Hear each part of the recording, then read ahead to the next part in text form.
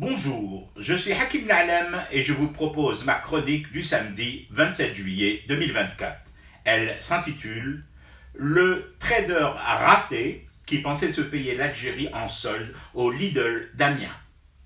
Silence lourd de l'équipée Disco Maghreb et de la Dream Team flamboyante de zozotage des obligés de pivot. Silence face à la dernière sortie du préfet-chef de l'Élysée, Macron. Celui qui naturalise plus vite que l'ombre de Brigitte. Celui surtout qui veut visiblement sauver la viabilité de ces 2 ou 3 années au palais en passant des accords avec la droite, l'extrême droite et la droite de l'aile droite de la Mamounia. Manu démissionnaire, Demerboul, t'es fou, jamais de Abaden. Pour s'éviter tout ça, il est capable de vanter la chevelure superbe de Ciotti et de renommer son ami mortel Édouard Philippe Premier ministre dans cette France du rejet massif du macronisme. Alors, l'Algérie, bien sûr. Alors, l'Algérie, toujours. Cet éternel bouet alibi des rentiers de la mémoire des bords de Ketsen.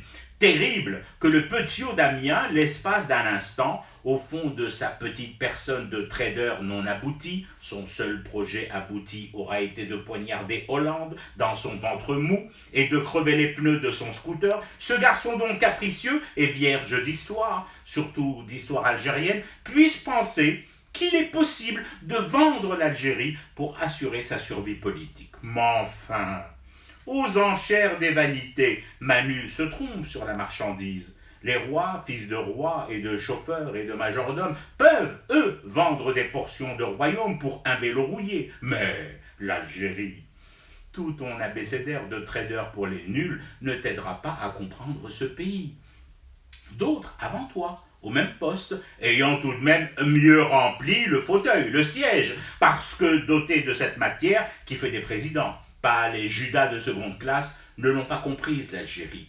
Ils ont eu cependant l'honnêteté de le reconnaître, une fois leur retraite et l'obligation de réserve tombées. Mais toi, tu penses sincèrement que l'on peut comprendre ce pays du bouillonnement permanent, en une tournée à Disco Maghreb, encadré par des supplétifs, par des endimanchés obligés de pivot et par des spahis habillés de plumes d'oie bavardes?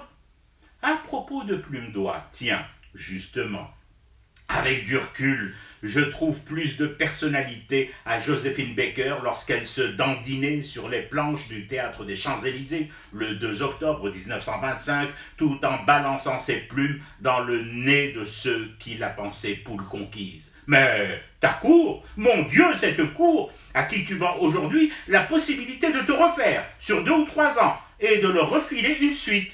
Cette suite enfin rendue possible due en même temps sur le dos de l'Algérie.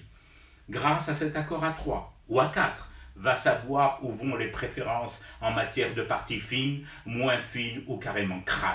Mais laissons ta cour à ses caquettements, à l'empaillement de ses attestations de naturalisation et à ce bon mot du caporal Brahim Ben Brahim. Enengoul, il est jut, cool. La suite, oh, elle est simple, mon petit Manu, la suite.